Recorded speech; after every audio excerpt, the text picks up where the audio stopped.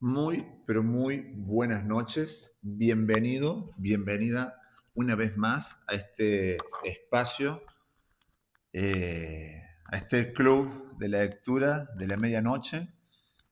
Ya estamos en el siglo XXI, así que entendemos que el club de la lectura puede ser de un libro, puede ser de un audiolibro, puede ser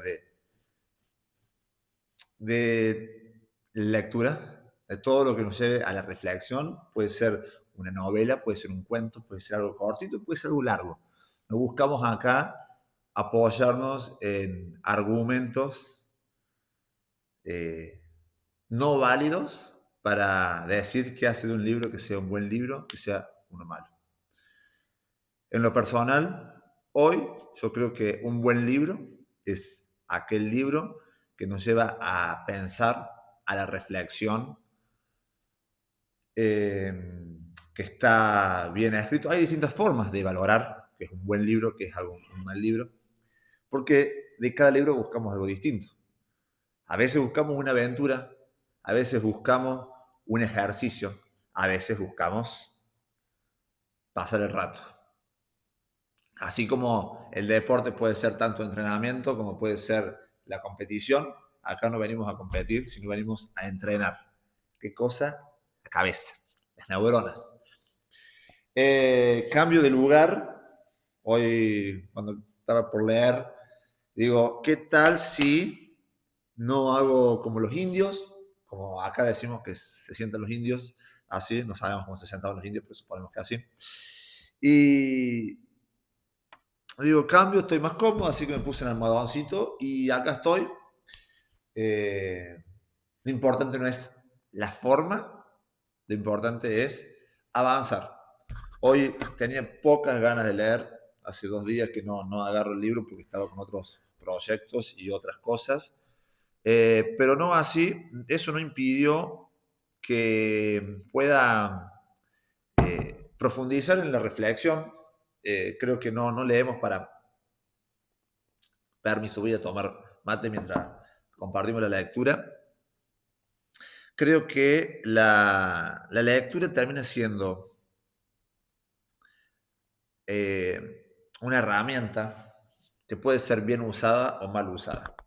En mi caso, y creo que muchas veces caemos en establecer normas, establecer reglas, y nos es mucho más fácil decir, lo hago, lo hago, lo hago, lo hago, y automatizamos la acción sin muchas veces perdiendo el foco de cuál fue la verdadera motivación por la que arrancamos.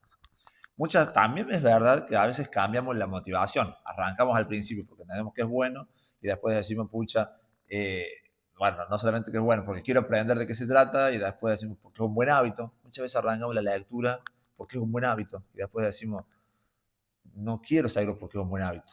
Quiero seguirlo porque es bueno, porque crezco, porque aprendo, porque mejoro, porque maduro.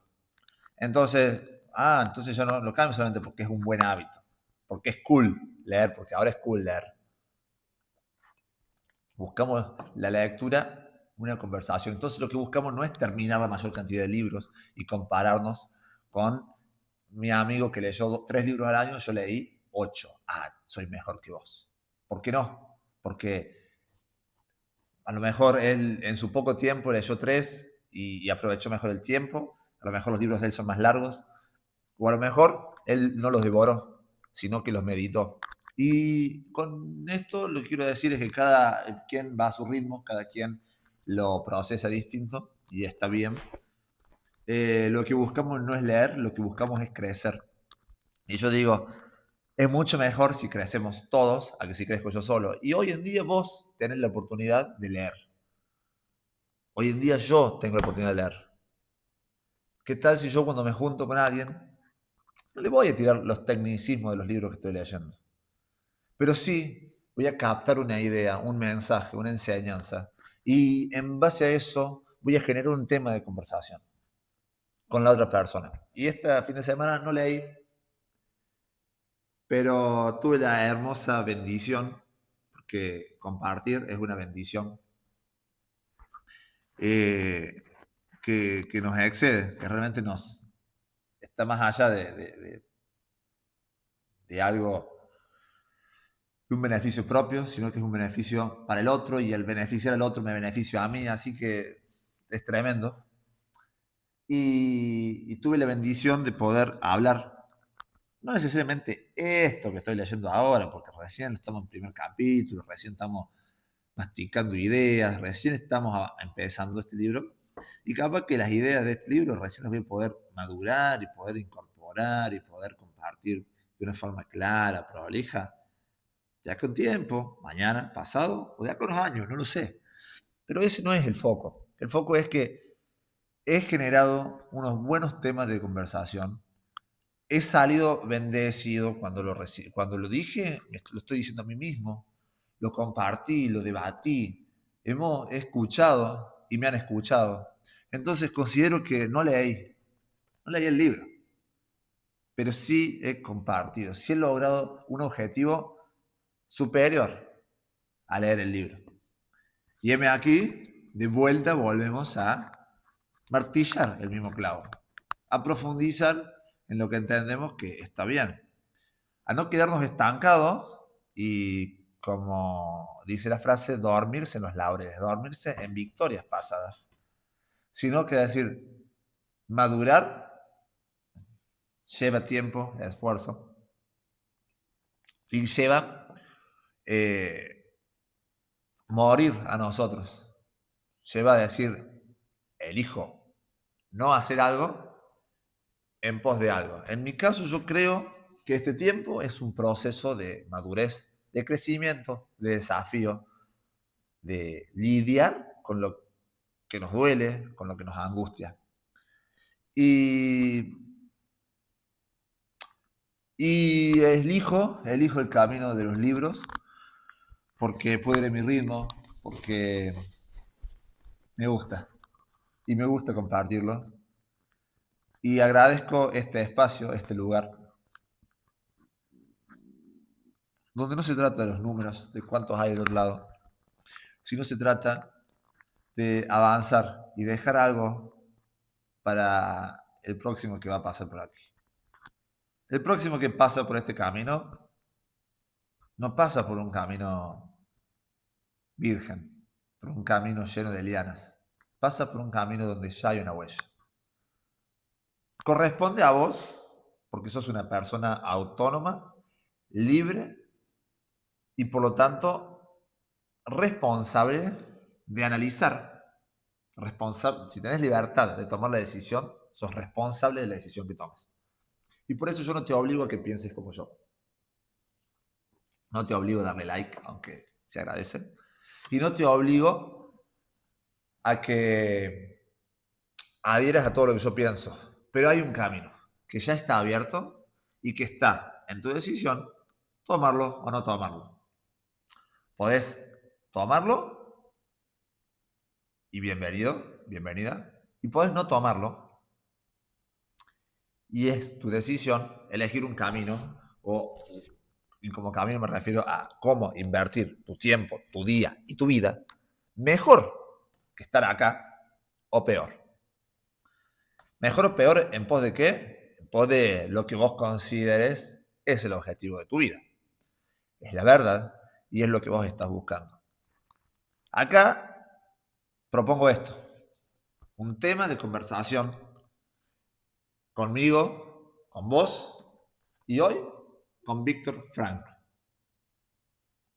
Lo que dice este hombre no es verdad porque lo diga él, sino que lo vamos a someter a prueba. Y un tema de conversación es eso. Es lo que estamos buscando hoy a través de este libro.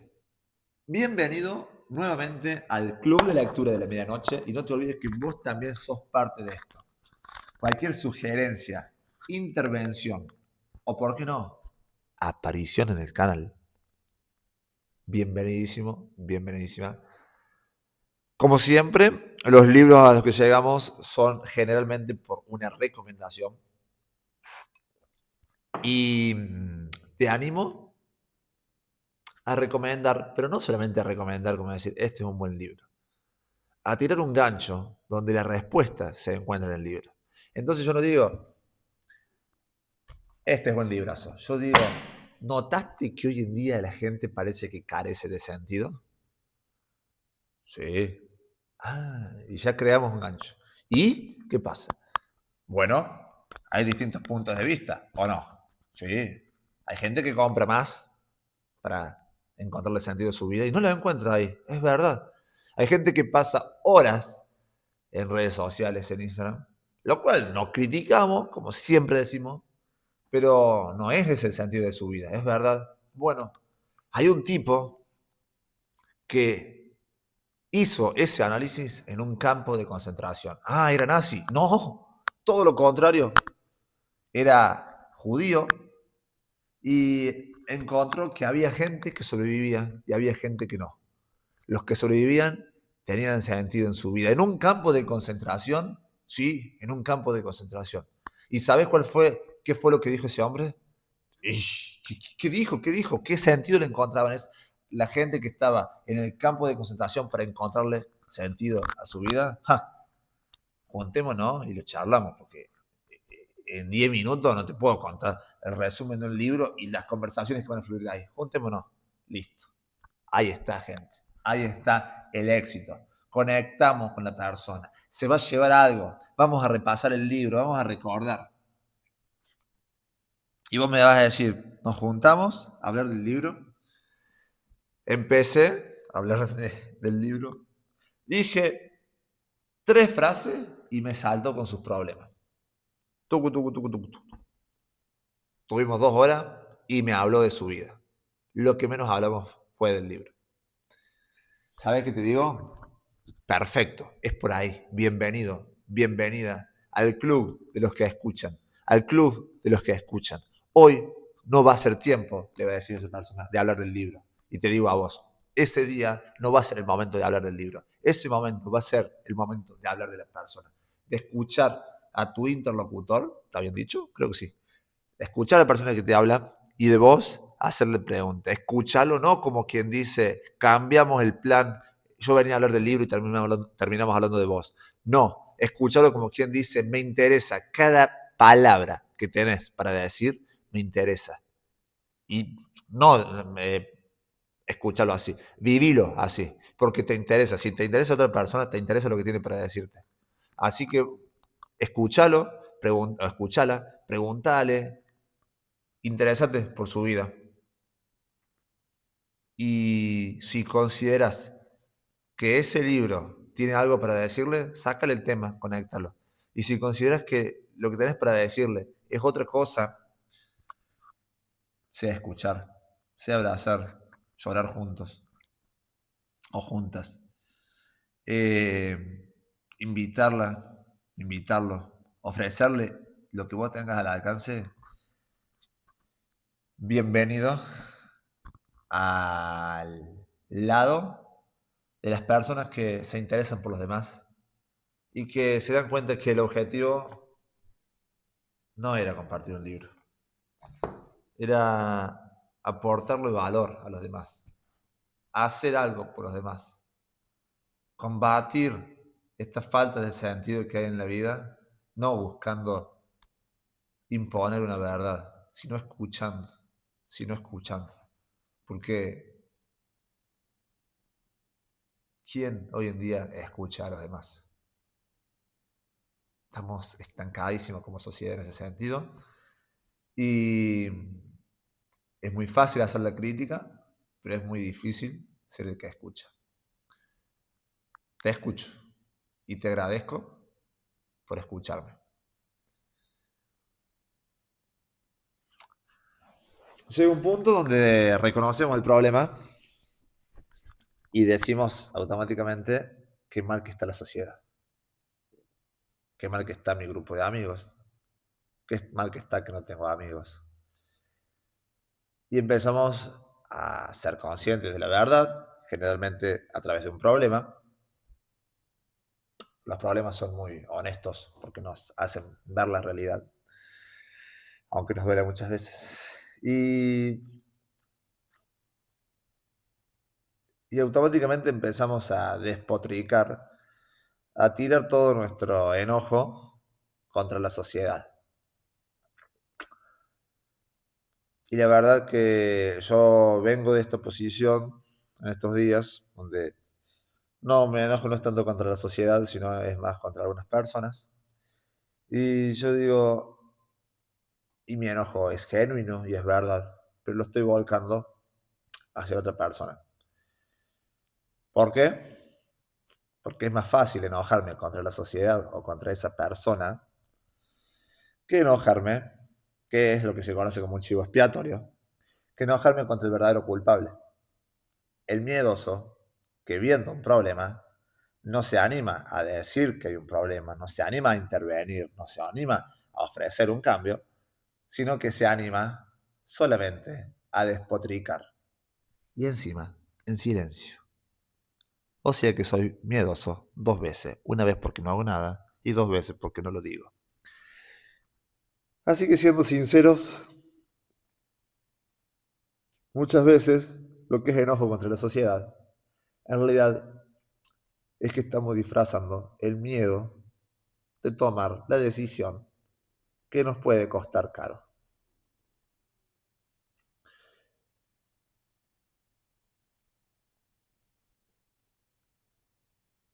Bienvenido, bienvenida nuevamente a este club de lectura y de esta forma arrancamos lo que va a ser un buen tema de conversación. Gracias por escuchar.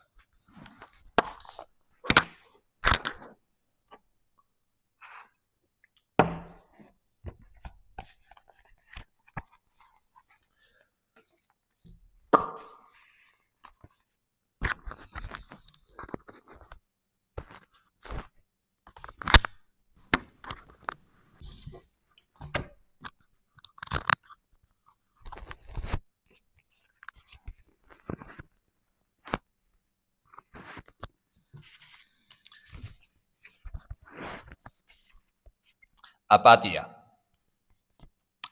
Segunda fase, la vida en el campo. En el campo que acá lo denomina lager, campo de concentración. Apatía. Hasta acá venimos hablando de las primeras reacciones, las primeras situaciones a las que se encuentra un ser humano, porque eran esos seres humanos, que llegaban a este lugar donde la vida parecía que no solamente no tenía sentido, sino que los despojaban de todo sentido de identidad. Pero había algo que no le habían quitado todavía, que era la vida. Y aunque habían sufrido muchas injusticias, no habían sufrido la mayor de ellas, que te quiten la vida. Y cuando parecía que ellos no tenían capacidad de elegir nada, vamos a ver qué tiene este libro para decirnos qué podían elegir. Segunda fase, ya vimos la fase de la adaptación y algunos consejos que les habían dado para sobrevivir en el campo de concentración. Y ahora estamos con ya la vida en el campo. Ya empieza a hacer sus primeros análisis o sus primeras conclusiones. Apatía, dice un subtítulo. Las reacciones descritas de la primera fase quedaban atrás a los pocos días. En el escaso tiempo que necesitaba un prisionero para entrar a la segunda fase, la de la apatía generalizada que lo llevaba a una especie de muerte emocional. Apatía, muerte emocional. Me gustó esa comparación.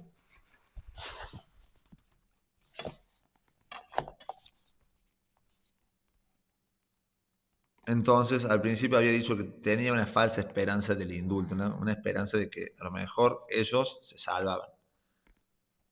Pero acá vemos que a los pocos días esa esperanza desaparecía y pasaba a ser una muerte emocional. Las reacciones descritas de la primera fase quedaban atrás a los pocos días, en el escaso tiempo que necesitaba un prisionero para entrar en la segunda fase, la de la apatía generalizada, que lo llevaba a una especie de muerte emocional. Además de las reacciones ya descritas, Ahora la tortura interior se intensificaba con sensaciones más dolorosas que el prisionero intentaba apaciguar. Además de las reacciones ya descritas, ahora la tortura interior se intensificaba con sensaciones más dolorosas que el prisionero intentaba apaciguar. Algo intentaba. La principal era la intensa añoranza del hogar y la familia. Era tan intensa que el recluso a veces se consumía de nostalgia. Seguía después la repugnancia ante la fealdad circundante, incluso en los aspectos más superficiales. A la mayoría de los prisioneros se les entregaba un uniforme tan andrajoso que, por comparación, un espantapájaros parecía elegante. El suelo entre los barracones era un lodazal, y cuanto más intentábamos evitarlo, más nos hundíamos en él. Era una práctica habitual destinar a los recién llegados a limpiar las letrinas y retirar los excrementos. Sí, debido a las irregularidades del terreno, aquella porquería le salpicaba la cara, una mueca de asco o la intención de limpiarse implicaba un latigazo del capo. Sí, debido a las irregularidades del terreno, aquella porquería le salpicaba la cara, una muesca de asco o la intención de limpiarse implicaba un latigazo del capo, irritado por los remilgos del recién llegado. Así se aceleraba la represión de las reacciones normales. Vemos que era extremo la crueldad que se vivía y encima de estos propios, como en la Biblia están los cobradores de impuestos, que eran los propios del mismo pueblo que pasaron a trabajar para el malos, digamos, para los opresores. Acá estaban los capos, con K se escribe, que era un acrónimo, las primeras letras de una palabra más larga en alemán, que eran los judíos que se vendían, digamos. Después cabe el análisis si está bien o está mal, porque era su única forma de sobrevivir, hasta que a lo mejor los mataban igual, pero era su forma de pasar los últimos días un poco más a costa de vender sus valores y maltratar a su pueblo, ¿no? Pero de sobrevivir y vivir los últimos días quizás un poco más placenteramente, aunque con el peso de haberse vendido a los opresores. Entonces vemos que eran malos, básicamente. Al principio, el prisionero apartaba la vista ante las marchas de castigo de los otros grupos, incapaz de soportar la imagen de sus compañeros andando durante horas, boca arriba y abajo, hundiéndose en el fango, asusado por los capos. En unos días o semanas el carácter cambiaba. Ya vemos cambios en semanas, ya nos cuenta que la gente cambiaba. Temprano en la mañana, todavía a oscuras, el prisionero tenía que alinearse en su destacamento, preparado para la marcha. De repente rompía el silencio el grito de un compañero al que le derribaban a golpes. Luego lo levantaban del suelo, solo para que otra sarta de golpes lo derribara una vez más. ¿Por qué? Tenía fiebre y había ido a la enfermería fuera de hora para que le controlaran la temperatura y le dieran la baja. Ahora lo castigaban por su desesperado intento de pedirla, lo que indicaba que quería eludir el trabajo, claro. Si el prisionero que estaba observando la escena había entrado en la segunda fase de sus reacciones psicológicas, ya no apartaba la vista. Con ese grado de adaptación, sus sentimientos estaban embotados e impasible, podía contemplar la escena. Bien, entendemos que acá, al principio, dolía tanto ver al otro sufrir que corríamos la vista por el dolor que generaba. Ahora, acostumbrado a ver el sufrimiento y a sufrirlo, ya no apartaban la vista. ¿Con qué motivación veían la escena tan dolorosa? No lo sabemos, pero ya estaban psicológicamente, como diríamos, cauterizados. Estaba sellada esa parte del cerebro que les decía correr la mirada. Con ese grado de adaptación, sus sentimientos estaban embotados, llenos, e impasible podía contemplar la escena. Otro ejemplo. El mismo prisionero hacía cola por la tarde ante la enfermería con la ilusión de conseguir 2 días de trabajo ligeros en el interior del campo a causa de sus heridas, o por un edema, o por la fiebre. Mientras esperaba, veía, impretérrito, cómo arrastraban a un muchacho de 12 años que había sido obligado a permanecer en posición de firme varias horas, 12 años, o a trabajar a la intemperie, bajo la nieve, con los pies desnudos, porque no había zapatos para él en el almacén. Tenía congelados los dedos y el médico le arrancaba, con unas tenazas uno a uno, los muñones gangrenados. Repugnancia, piedad, indignación, horror eran las emociones que nuestro prisionero ya no podía sentir. Pasé un tiempo en el barracón cuidando a enfermos de tifus, afectados por fiebres altas y delirios, muchos de ellos agonizantes. Cuando se producía una muerte, yo observaba, impasible, la siguiente escena, que se repetía en cada fallecimiento. Uno por uno, los prisioneros se acercaban al cadáver aún caliente de su compañero. Era lo que me imaginaba. Era lo que me imaginaba. Todo por sobrevivir. Y lejos de juzgarlo, es doloroso. Como sí, vemos las cosas que pasan en la guerra, en las películas de guerra, cuando matan a un soldado, los otros van y sacan lo que les puede ser de valor. Obviamente, la foto de su ser querido, si conocen, tienen la forma de hacérsela llegar. Pero si no, algunas monedas, algún pucho. No sé si alguna bala, porque las balas les sobraban. O a lo mejor sí, pero buscaban algo de valor para ellos. Porque ya una muerte, siendo realistas, ya está. El que no está acostumbrado creo que nos cuesta tan solo imaginarla, pero el que trabaja de eso o el que la ve todos los días entiende que es parte de la vida, y en este caso no sé si es parte de la vida, pero ya era parte de su realidad, de su día a día. Entonces eh, convivían con la verdad de saber que la muerte, o que ignorar la muerte, o que intentar ignorarla solamente le hacía perder la capacidad a lo mejor de hacer lo que estaban haciendo ahora. Que uno por uno los prisioneros se acercaban al cadáver aún caliente de su compañero. Uno cogía los restos de un plato de patatas hediondas, otro veía que los zapatos de madera del difunto eran mejores que los suyos y se los cambiaba. Otro hacía lo mismo con el abrigo, y había quien se alegraba de encontrar en un bolsillo, ¿quién lo diría?, un buen trozo de cuerda. Imperturbable, yo miraba todo eso sin sentir la más mínima conmoción. O sea, no sabemos, lo loco es como, dice, yo miraba todo esto sin sentir la más mínima conmoción. No sabemos si más tarde la recuperó o no. No lo sabemos, y bueno, a lo mejor hay que buscarlo en internet para saber si eso es así, pero pienso como a lo mejor tuvo la bendición de volver a sentir ese dolor una vez saliendo del campo, ¿no? Como el cerebro se adapta. Yo miraba todo esto sin la más mínima conmoción.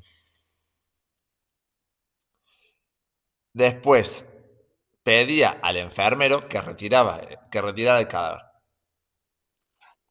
Si se decidía a hacerlo, lo cogía por las piernas y lo dejaba caer como un fardo al estrecho pasillo, entre las hileras de tablas que hacían de camastros para los 50 enfermos de tifus, y luego lo arrastraba por la tierra desigual del pasillo hasta la puerta. Para salir había que superar 2 escalones, uno de 15 centímetros cada uno. Superarlo, había que subirlo, no bajarlo. Lo que requería un gran esfuerzo para nosotros, exhaustos por la crónica malnutrición. Al cabo de unos meses de internamiento, éramos incapaces de subir esos escalones sin agarrar la puerta para coger impulso. Lo leemos con un análisis tan crítico que pienso que a veces nos hace perder la objetividad del sufrimiento que estaban padeciendo, porque, bueno, lo vemos ya de una persona que recuperó sus fuerzas, podríamos decir. Entonces, lo relata tan limpio que nos hace olvidar el estado en el que estaba en ese momento. Al cabo de unos meses de internamiento éramos incapaces de subir esos escalones sin agarrar la puerta para coger impulso. El hombre que arrastraba el cadáver se acercaba a los escalones, que apenas podía subir, tiraba las piernas del cadáver y la cabeza del muerto con un sonido siniestro, subía rebotando en cada... tiraba de las piernas del cadáver y... Vamos de vuelta. El hombre que arrastraba el cadáver se acercaba a los escalones, que apenas podía subir, tiraba de las piernas del cadáver y la cabeza del muerto, con un sonido siniestro, subía rebotando de escalón en escalón. Yo pienso que si tuviésemos fuerza y estamos en una situación de algún tipo, yo me imagino un animal. Si un animal se muere y nos da la fuerza, obviamente si es una vaca, un caballo, no, pero si es un animalito chiquito, no lo arrastraríamos en las patas y dejaríamos que su cabeza se golpee contra los escalones. Pero si no nos da la fuerza, nos daremos otra, que aguantar el olor de un cadáver en la habitación o en el lugar, o arrastrarlos de la forma que podamos. Y pienso, si no lo haríamos con un animal teniendo fuerza, cuánto menos con un humano. Y en este caso no tenía ni fuerza ni siquiera para evitar golpearle su cabeza. Inmediatamente después nos distribuían la ración diaria de sopa. Yo me encontraba en la parte opuesta del barracón, al lado de la pequeña y única ventana, casi situada al ras del suelo. Miraba por la ventana mientras cogía con las manos frías el cuenco de sopa caliente que engullía con avidez. El cadáver parecía observarme con sus ojos vidriosos. 2 horas antes había estado hablando con él. Seguí sorbiendo mi sopa. Si la falta de emoción no hubiese despertado mi interés profesional, ahora no recordaría el incidente. En aquel momento no me suscitó ningún sentimiento. Si la falta de emoción no hubiese despertado mi interés profesional, ahora no recordaría el incidente.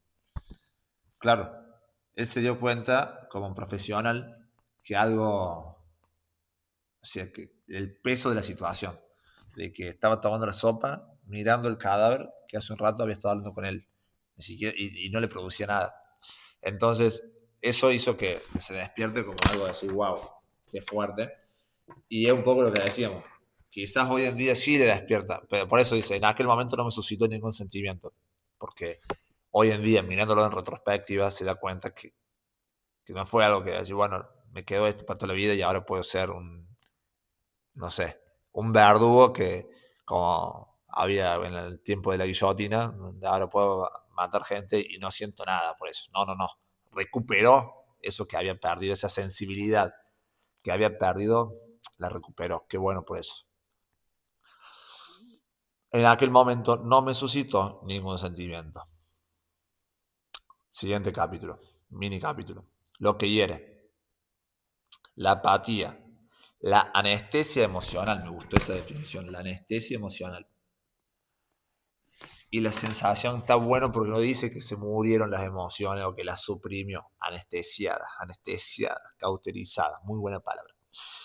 La apatía, la anestesia emocional. Entonces está bueno mirarlo así.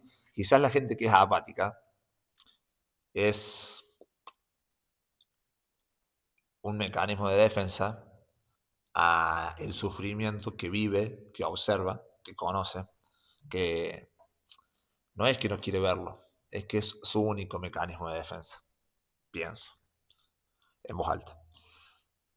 Y la sensación de que a uno ya no le importa nada eran los síntomas característicos de la segunda fase de las reacciones psicológicas de los internados en el campo.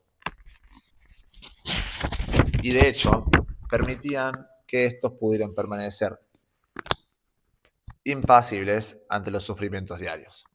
Pronto el prisionero construía, gracias a la insensibilidad, un muy necesario escudo protector. Entonces, vemos que este escudo protector, que la insensibilidad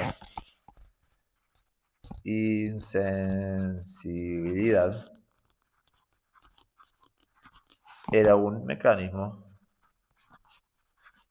de defensa. La pregunta que yo te hago y me hago es, apatía e insensibilidad, ¿es lo mismo?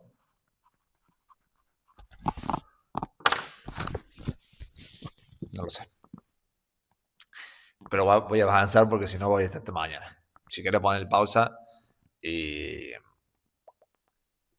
lo pensas.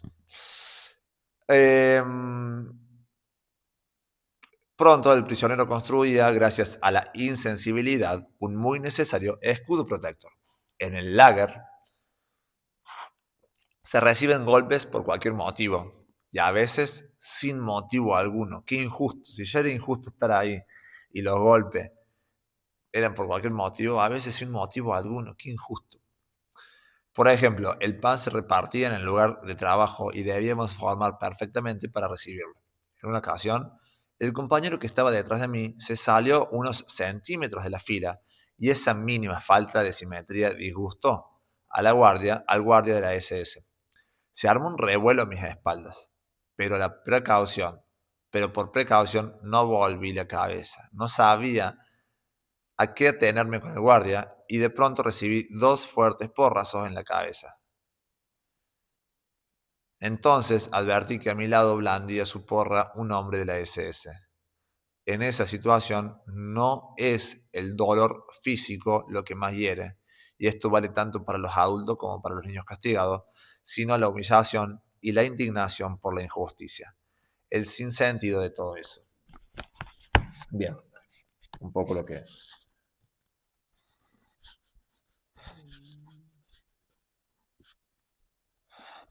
hablamos, y no es que yo digo, wow, qué crack que soy, ya van 2 o 3 veces que predigo lo que va diciendo. No, en realidad no soy un crack. Es que una conclusión lógica podría llegar a otra conclusión, pero es una conclusión lógica que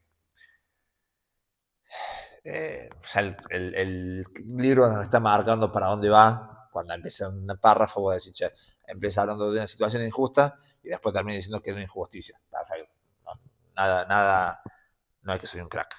Eh, pero bueno, buenísimo que podemos ir llegando a esa conclusión. Creo que tenemos un pensamiento que es coherente, digamos, con el de la experiencia de este hombre. Eh, aunque parezca extraño, en ciertas circunstancias un golpe fallido hiere más que uno que haya dado en el blanco. Una vez estaba de pie al lado de la vía del ferrocarril, bajo una tormenta de nieve. A pesar del temporal, yo no sabía que en Auschwitz nevaba. Creí que era un lugar más cálido. Me imaginaba algo más cálido, no sé por qué. A pesar del temporal, lo cual hace que el sufrimiento sea mucho más, ¿no? Porque el calor en todo caso se supera, pero me imagino descalzo en el invierno. ¡Ah! Aunque parezca extraño, en ciertas circunstancias un golpe fallido hiere más que uno que haya dado en el blanco. Una vez estaba de pie al lado de la vía del ferrocarril, bajo una tormenta de nieve. A pesar del temporal, nuestra cuadrilla no podía interrumpir el trabajo. Me afanaba en reparar la vía rellenando los huecos con gravilla, pues esa era la única manera de entrar en calor. Hice una pausa de unos segundos para tomar aliento y apoyarme en la pala. Por desgracia, el guardia se giró precisamente en ese momento y me vio. Pensó que me hacía el remolón, el vago. No usó su látigo, ni me insultó, ni lanzó ningún juramento. No juzgó necesario malgastar palabras, ni siquiera palabrotas, con aquel cuerpo andrajoso y demacrado, que no parecía una figura humana, o sea, él. ¿Cómo saben? Bueno, realmente no sé, a lo mejor no sé si habrán tenido espejos para saber que no parecía una figura humana, pero ver a los otros y ver cómo estaban los otros, que quizás cuando llegaron estaban igual de fuertes y saludables que cualquier persona, ya le hacía dar una imagen de cómo estaba él. En lugar de eso, se agachó alegremente, cogió una piedra y me la arrojó. Así se llama la atención de un animal doméstico para que vuelva a su trabajo. Una criatura con la que se tiene tan poco en común que ni siquiera se la castiga. Aquella piedra me hirió más que los latigazos o los insultos soeces. Se quedó imborrable en mi corazón.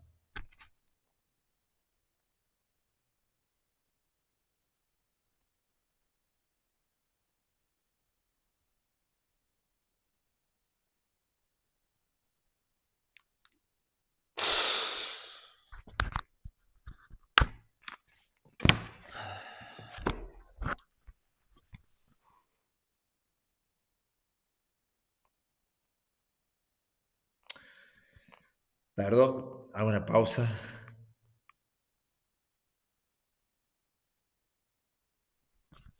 Me pongo a pensar cuántas veces herí lanzando una piedra, haciendo un comentario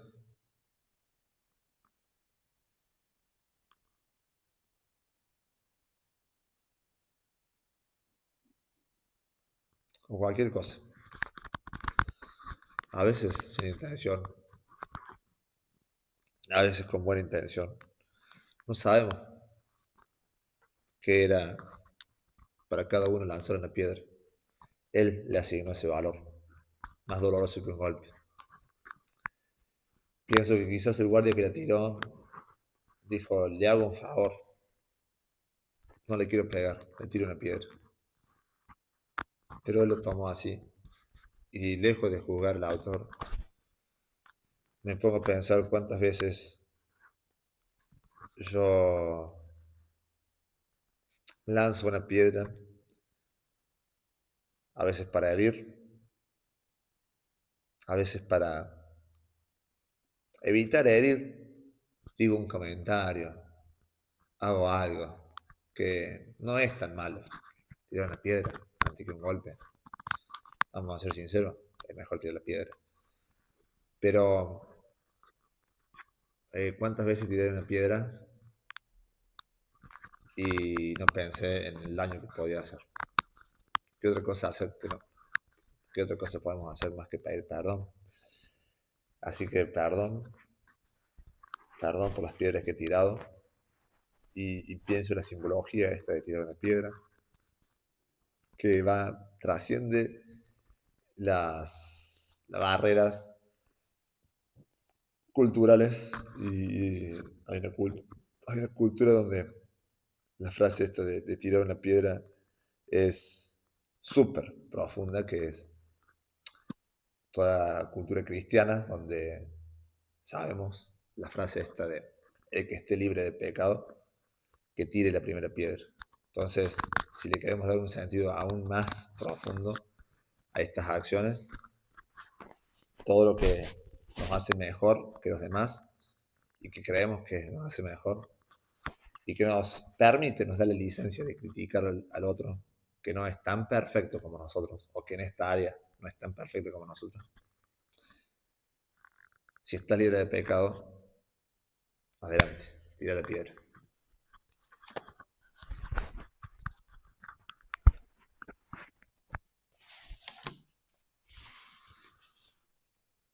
Aquella piedra me hirió más que los latigazos o los insultos soeces. Se quedó imborrable en mi corazón.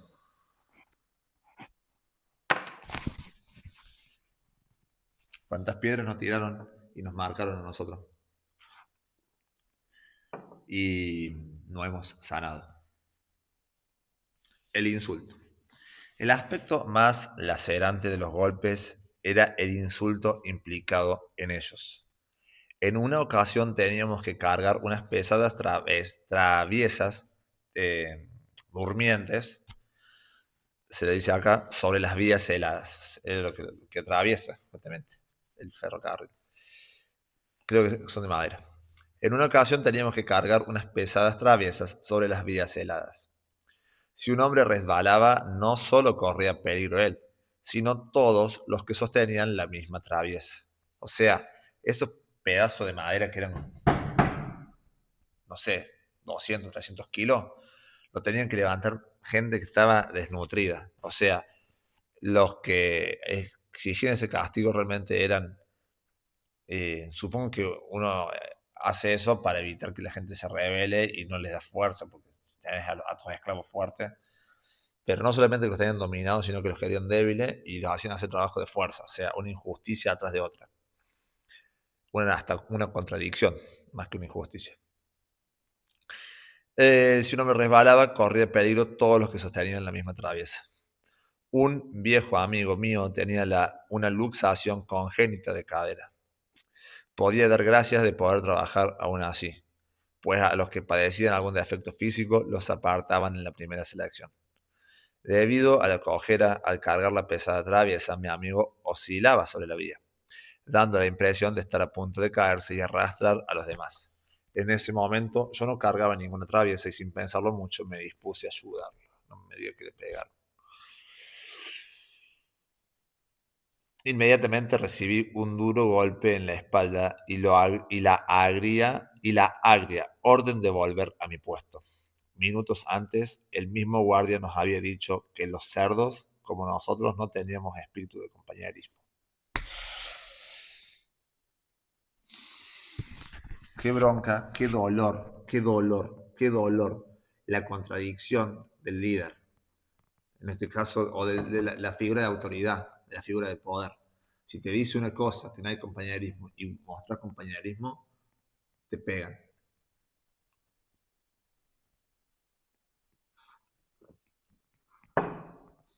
No lo podemos cambiar, pero sí podemos cambiar nosotros para adelante.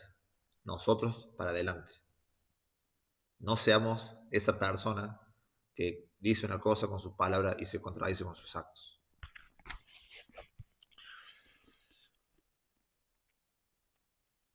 Otro día, a 20 grados bajo cero, estábamos en un bosque helado cavando una zanja para tender unas cañerías de suministro de agua.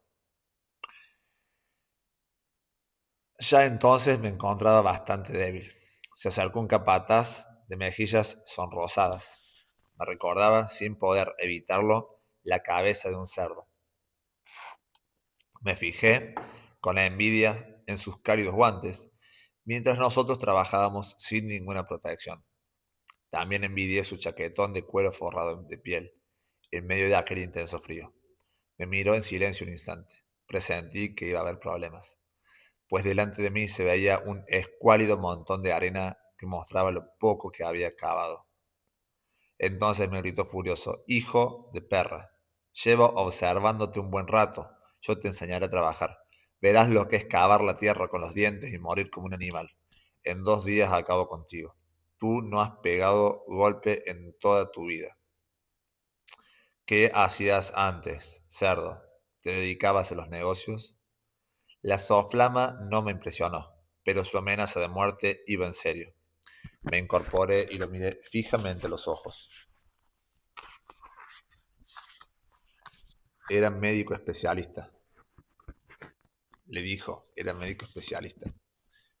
Así que médico, y le cobrarías un montón a los pacientes. De hecho, la mayoría de las consultas no las cobraba. Trabajaba en clínica para pobres, respondí. Comprendí que había hablado demasiado. Se abalanzó sobre mí y me tiró al suelo gritando como un energúmeno. Soy incapaz de recordar lo que vociferaba. Soy incapaz de recordar lo que vociferaba.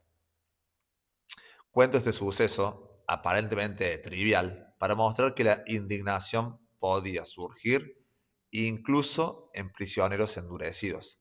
Una indignación suscitada menos por la crueldad física o el dolor que por el insulto. En aquel momento me hirvió la sangre al verme juzgado por un hombre que no sabía nada de mí, de aspecto tan vulgar y brutal que la enfermera de mi hospital no la habría dejado entrar siquiera a la sala de espera. Confieso que pronunciar este comentario ante mis compañeros después del enfrentamiento me produjo un alivio infantil.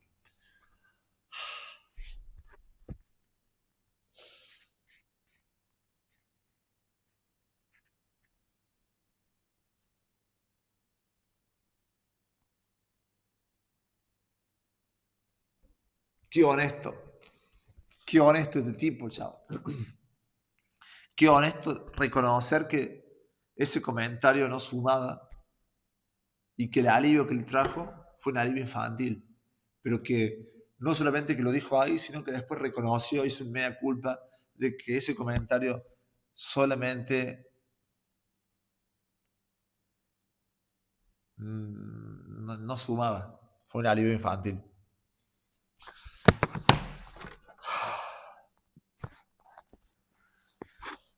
Me hirvió la sangre al verme juzgado por un hombre que no sabía nada de mí. De aspecto tan brutal y vulgar que la enfermera de mi hospital no le habría dejado de entrar siquiera en esa sala de espera. Confieso que pronunciar este comentario ante mis compañeros después del enfrentamiento me produjo un alivio infantil. No todos se comportaban igual, por supuesto. Por suerte, el capo de mi compañía me apreciaba. Me fui ganando su amistad en las interminables marchas al lugar de trabajo, escuchando sus historias de amor y sus problemas matrimoniales. Lo había impresionado con mi diagnóstico sobre su carácter y mis consejos psicoterapéuticos. Me estaba agradecido y eso significaba una gran ayuda. Me reservaba un puesto a su lado en las 5 primeras hileras del destacamento, formado habitualmente por 280 hombres. Eso suponía un favor muy especial. Teníamos que alinearnos por la mañana muy temprano, con el claroscuro del amanecer, como ya he dicho. Todos teníamos miedo de llegar tarde y quedarnos en las últimas filas. Si necesitaban hombres para un trabajo desagradable, el jefe de los capos los elegía por lo general en sus últimas filas. Esos hombres casi siempre tenían que desplazarse a lugares muy lejanos para realizar trabajos especialmente horribles, a las órdenes de guardias desconocidos. De vez en cuando, el capo superior escogía a hombres de las primeras 5 filas con el fin de desconcertar a los que intentaban hacerse los listos. Bueno, vemos que ¿por qué elegían generalmente los últimos? Para que todos lleguen temprano. Entonces los incentivaban así, castigando a los últimos. Y bueno, de vez en cuando a los primeros también. Las protestas o súplicas se silenciaban con certeros puntapiés y los desafortunados eran llevados a trabajar a fuerza de gritos. Sea como fuese, mientras duraron las confidencias de mi capo, nunca fui seleccionado. Tenía garantizado un puesto de honor a su lado, que me reportaba, además, otra ventaja. Como la mayoría de mis compañeros, yo padecía edema por el hambre. Apenas podía doblar las rodillas por la piel tirante y la hinchazón de piernas. Tampoco podía atarme los zapatos, de tan hinchados como tenía los pies, y no hubiera podido usar calcetines en caso de tenerlos. Los pies desnudos y los zapatos llenos de nieve traían como consecuencia frecuentes sabañones y congelaciones. Cada paso suponía una auténtica tortura. En las largas marchas sobre los campos nevados se formaban carámbanos en los zapatos. Era habitual que un compañero resbalara y los que venían detrás tropezaran y cayeran uno sobre otro. La columna se detenía entonces un momento no muy largo. Enseguida entraba en acción uno de los guardias, que golpeaba a los caídos con la culata del fusil para que se levantaran deprisa. En las primeras filas había menos posibilidad de tropezar y tener después que correr con los pies doloridos para alcanzar la columna, que seguía avanzando sin preocuparse por los caídos. Qué agradecido me sentía de mi nombramiento como médico privado de su señoría el capo, y de poder caminar a su lado en la primera fila a un paso regular. También recibía otro pago adicional por mis servicios. Cuando se repartía el plato de sopa, al llegar mi turno, el capo metía el casillo hasta el fondo para pillar unas pocas alubias. Este mismo capo, que había sido oficial del ejército, se atrevió a exponer el buen concepto que tenía de mí como trabajador excepcionalmente bueno ante el capataz con el que había tenido yo aquel incidente violento. Esto no servía de mucho, pero me salvó la vida, como me ocurriría muchas veces durante la reclusión. Al día siguiente, o sea, qué paradoja, esto no sirvió de mucho, esto no servía de mucho, pero me salvó la vida. Al día siguiente del grave altercado con el capataz, el capo se las ingenió para asignarme a otra cuadrilla de trabajo. Y también había capataces que sentían compasión por nosotros. Hacían cuanto podían por mitigar nuestro sufrimiento, al menos en el lugar de trabajo.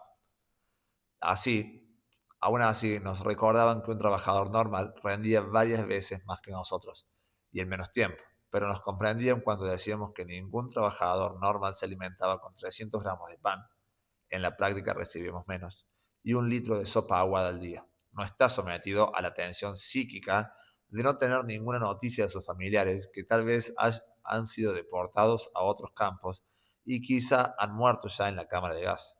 Tampoco un trabajador normal vivía continuamente, cada día y a todas horas, amenazado de muerte.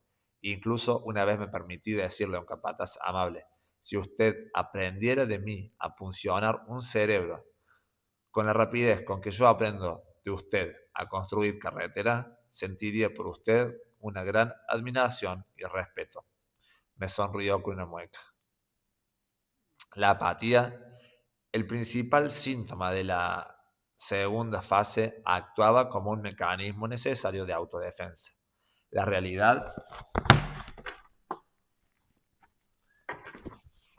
era atenuada y todos los esfuerzos y emociones se concentraban en la única tarea de conservar la propia vida y la vida de los amigos. Me gustó esa no sé si se diría verdad, porque es un caso, pero este caso de él que dice que todos los esfuerzos iban a preservar la vida. Entonces, hay una pirámide que se llama la pirámide de motivaciones, creo que es de Maslow, donde dice, una vez que está suplida una necesidad, surge otra, y es así como nos vivimos en la vida. Entonces, cuando no tenemos nada, queremos sobrevivir. Agua, alimento, techo y ropa. Cuando tenemos eso, ya pasamos a un estándar un poquito más alto, que lo mejor es ciertas comodidades. Después tenemos necesidades intelectuales y así vamos supliendo hasta que las más altas saben ser las de reconocimiento, el deseo de sentirse bien, placer y obviamente un deseo espiritual, el deseo de trascender. Y así van saliendo por las... Pero bueno, vemos que en la base es el deseo de supervivencia. O sea, yo no puedo pensar si cambio o no cambio el auto, si estoy luchando por sobrevivir. Entonces, la primera necesidad que queremos satisfacer es la de sobrevivir, la de la vida. Entonces dice, la realidad, y acá me gustó porque, o sea, se preocupa por su vida y por la de los demás. La realidad era atenuada y todos los esfuerzos y emociones se concentraban en una única tarea. Como que está bueno que juegue con esto de decir, che, no es que desaparecieron las emociones y los esfuerzos, sino que se concentraban todos en una única tarea, la de conservar la vida propia y la vida de los amigos. Así, cuando caía la noche y conducidos como rebaños, volvíamos a nuestros lugares de trabajo al campo, con frecuencia se oía a los prisioneros suspirar hondo y decir, bueno, ha pasado otro día. Los sueños de los prisioneros. Se entiende fácilmente que esa tensión psíquica, añadida a la obsesión de seguir vivos, reprima la vida interior llevándola a un nivel elemental. Algunos colegas del campo, pienso que es como una computadora cuando tenemos muchos recursos, pocos recursos, los usamos solamente en tenerla prendida. Si tenemos más recursos podemos abrir más programas y más cosas y hacer cosas más grosas, pero si tenemos pocos recursos tenemos que usarlo en ¿qué? En mantener viva la computadora. No va, si queremos abrir 3 programas al mismo tiempo, muere. Algunos colegas del campo de orientación psicoanalítica hablaban a menudo de regresión. El prisionero del lager retrocedía a un estadio más primitivo de vida psíquica.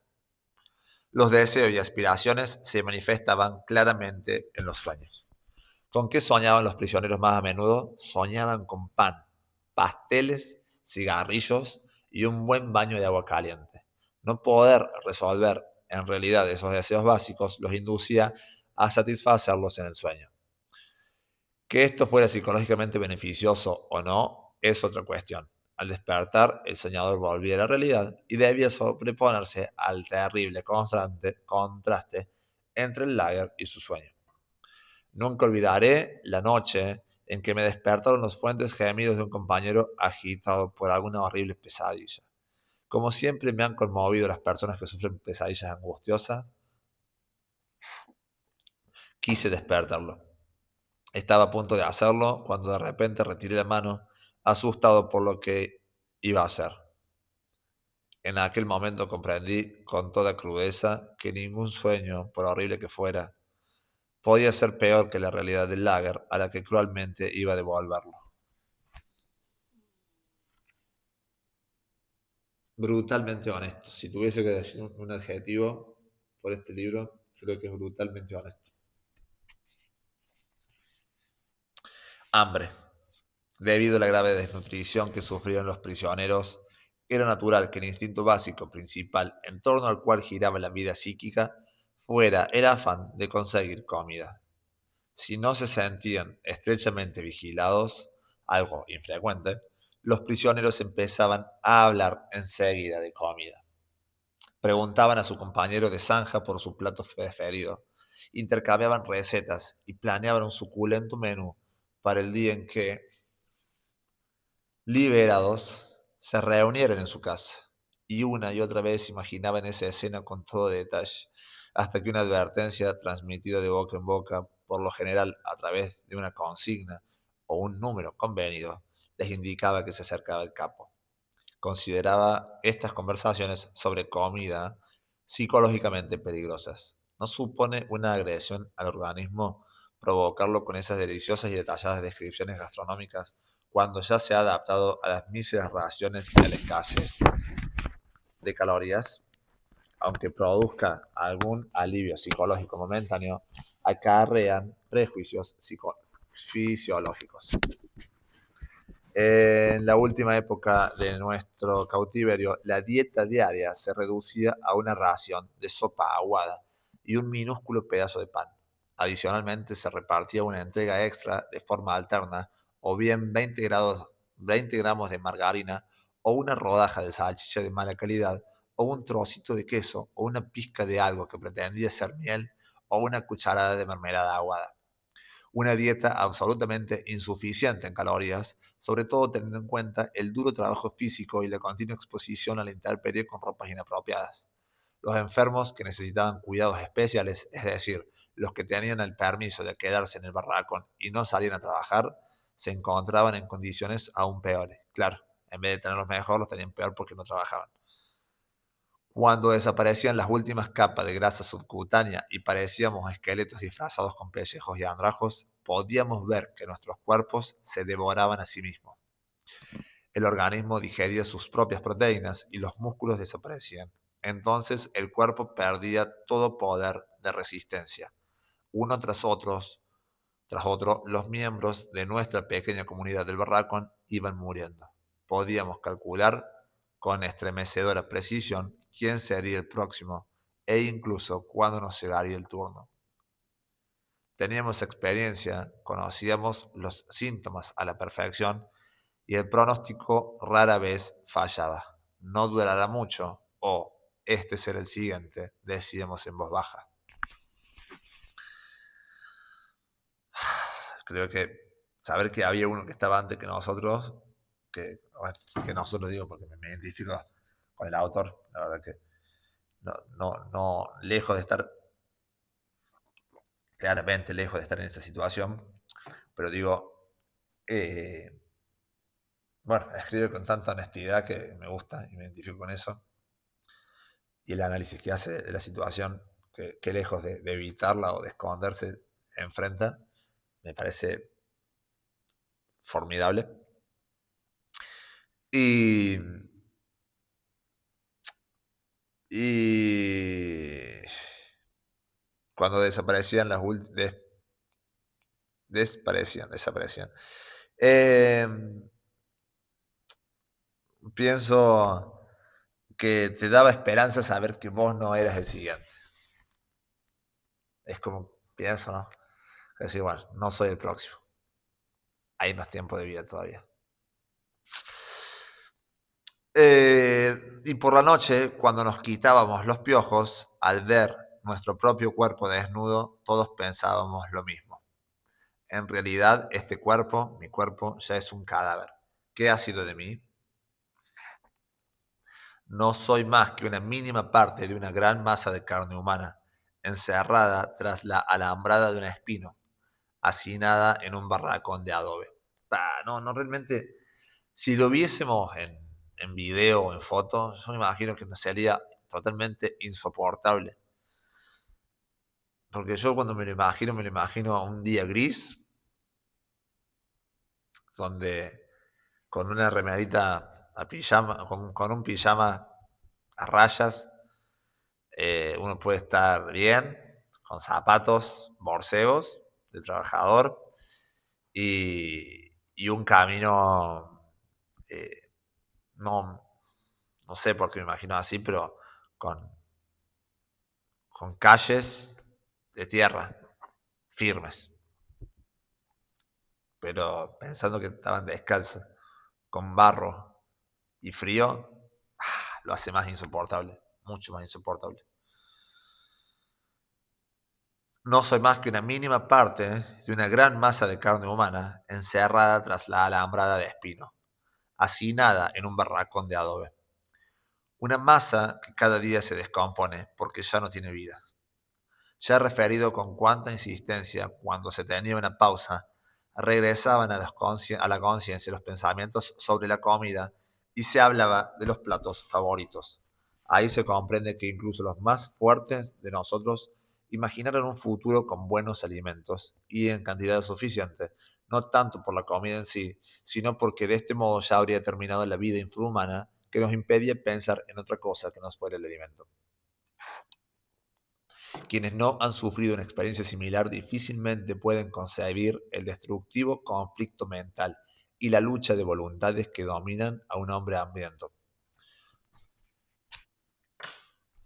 No pueden hacerse una idea cabal del súplico que significa cavar una trinchera obsesionado con el sonido de la sirena que anuncia las 9:30 o las 10 de la mañana, la media hora del descanso para comer, o a la espera del reparto del pan, si lo había, y en esa espera preguntar al capataz, si no era un tipo desagradable, constantemente la hora.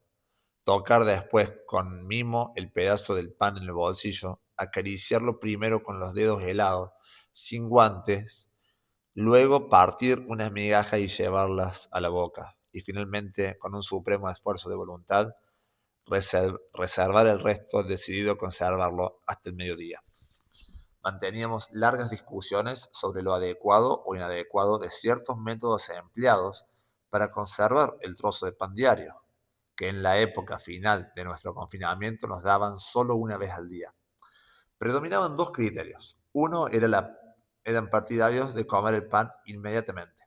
Eso tenía la doble ventaja de aliviar, al menos una vez al día, aunque brevemente, los dolorosos retortijones del hambre y evitar el posible robo o la pérdida de la ración. Otros optaban por flexionar la ración. Yo finalmente me uní a este grupo.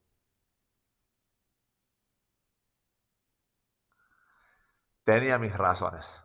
El despertar era sin duda el momento más terrible de las 24 horas de la vida en un campo de concentración. Aunque era de noche cuando los tres agudos pitidos de la sirena nos arrancaban sin piedad de nuestros sueños exhaustos y sus añoranzas. Empezaba entonces el esfuerzo de meter, a duras penas, los pies llagados e hinchados en los zapatos húmedos.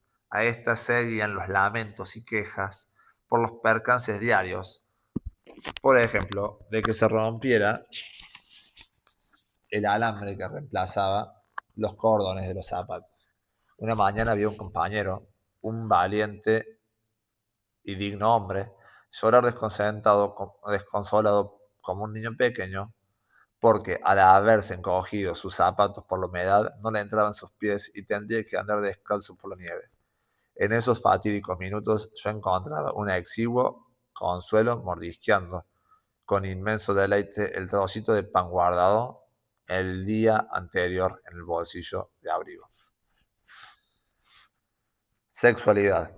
La desnutrición, además de provocar la obsesión por la comida, explica quizás también la falta de deseo sexual en el lager.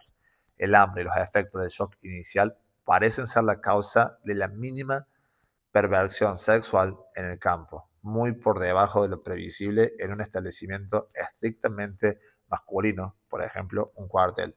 Un fenómeno ciertamente llamativo para un psicólogo.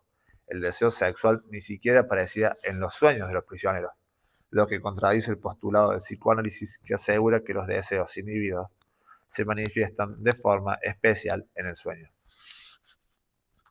Ausencia de sentimientos. Ausencia de sentimientos.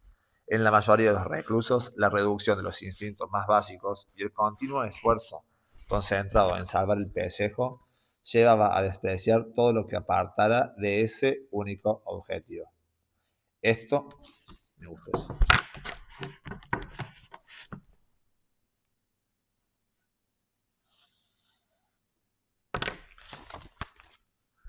Eso explica la absoluta falta de sentimientos con la que el prisionero solía considerar los acontecimientos. Yo mismo lo comprobé en el traslado de Auschwitz a un campo filial de Dachau, en Baviera. El tren, atestado con unos 2.000 prisioneros, atravesaba Viena. Cerca de medianoche pasamos por una estación de la ciudad. El trayecto del tren nos acercaba a la calle donde había nacido y vivido durante tantos años, hasta que llegó mi internamiento. Íbamos 50 personas en aquel vagón. Teníamos dos pequeños ventanucos con rejas. Debido al escaso espacio, tan abarrotado de gente, solo unos pocos podían estar en cuclillas. Los demás aguantaban de pie, durante horas amontonados junto a los ventanucos. Alzándome de puntillas y mirando desde atrás por encima de las cabezas, conseguí atisbar, tras los barrotes, una imagen fantasmagórica de mi ciudad natal. Todos nos sentíamos más muertos que vivos, pues sospechábamos que el transporte se dirigía al campo de Mauthausen y que nos quedaban 1 o 2 semanas de vida. Tuve la intensa sensación de mirar las calles, las plazas y las casas de mi niñez con los ojos de un muerto que regresa del otro mundo a contemplar una ciudad fantasma.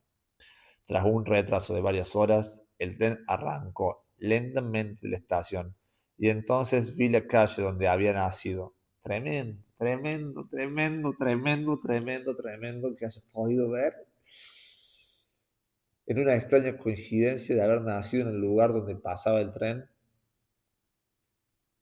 y la calle donde va. No, no, tremendo. Y que justo puede verlo, no. Mi calle. Los jóvenes, tras años de cautiverio, se agolpaban en los ventanucos contemplando la ciudad. Aquel viaje era para ellos un acontecimiento. Les rogué, les supliqué que me dejaran un momento acercarme a la ventana. Intenté explicarle cuánto significaba para mí volver a ver mi calle. Imploré en vano. Me rechazaron con rudeza y cinismo. ¿Qué has vivido ahí tantos años? ¿Qué has vivido ahí tantos años? Entonces ya lo tienes muy visto.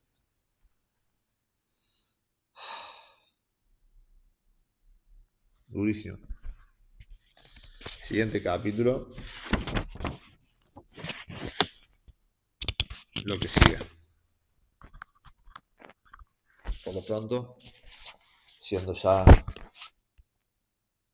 muy tarde, pasamos a hacer lo que recupera nuestras energías, nuestras fuerzas, o parcialmente, y va a ser dormir.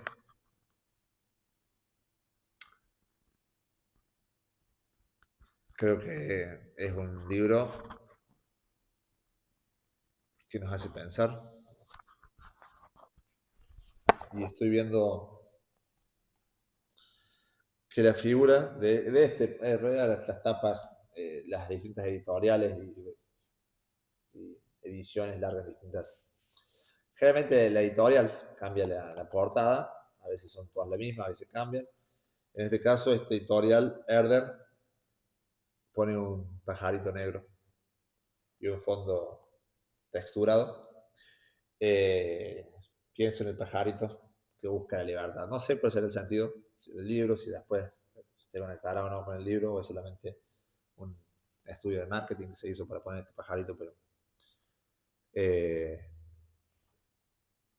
pienso en un pájaro que busca la libertad y no puedo evitar pensar que hay como algo que parece un alambre de espinas.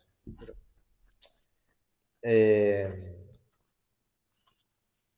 buscamos constantemente la libertad y vemos que tremendo las vivencias de alguien que no tiene su libertad.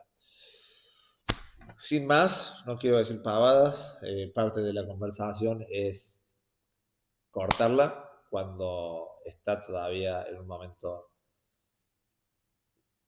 de provecho, de productividad, y no, por más que tengas una buena conversación, que tengamos una buena conversación, eso no significa que la conversación debe durar toda la noche, todo el día, 3 horas. A lo mejor es una conversación, una excelente conversación de 20 minutos. Dicho lo siguiente, dicho lo anterior, te agradezco por estar, te agradezco por escuchar y te agradezco por no dejarme solo en este club de lectura de la medianoche. Que descanses.